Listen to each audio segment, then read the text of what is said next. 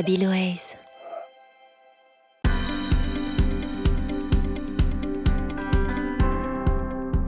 Mathieu est comptable au sein d'une entreprise automobile française.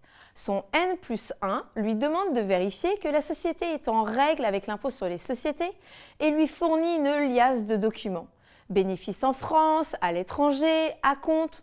Mais que faut-il déclarer au juste? Il ne s'y retrouve pas. L'imposition des bénéfices de la société est régie par des règles précises afin de s'acquitter du bon montant au bon moment.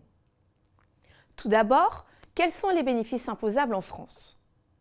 L'impôt sur les sociétés frappe tous les bénéfices réalisés par les entreprises exploitées en France, quelle que soit leur nationalité, ainsi que les revenus des immeubles possédés en France.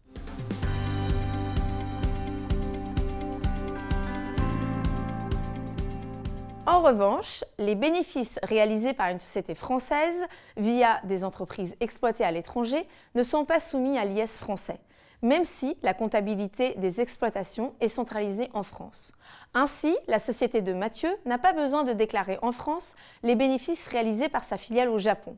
Par contre, s'il n'y a pas de filiale ou d'établissement stable, c'est-à-dire d'installation fixe d'affaires à l'étranger, alors l'activité réalisée à l'étranger est imposable en France. C'est ce qu'on appelle le principe de territorialité de l'imposition. Ce principe connaît deux exceptions.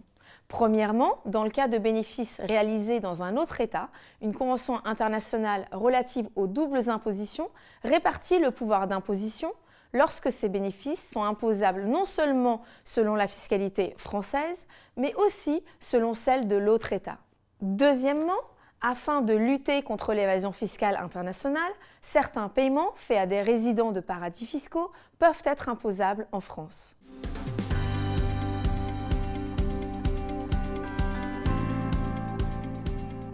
Quand l'impôt sur les sociétés doit-il être payé? Pour chaque exercice social, la société paye 4 acomptes à date fixe. Ces acomptes doivent être payés selon un ordre qui est fonction de la date de clôture de l'exercice précédent. Lorsque l'impôt finalement dû est supérieur au montant des acomptes déjà versés, la différence, c'est-à-dire le solde de liquidation, est payé au plus tard le 15 mai de l'année suivante. L'excédent de versement est en principe remboursé d'office après liquidation. Quant au taux de l'imposition, la loi de finances pour 2017 prévoit la baisse progressive du taux normal de l'impôt sur les sociétés de 33,1 à 28% entre 2017 et 2020.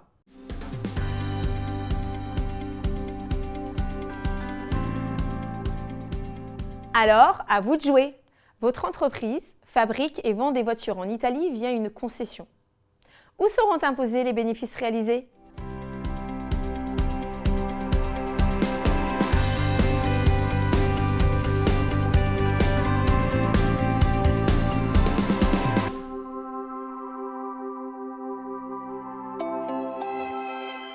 Habilways.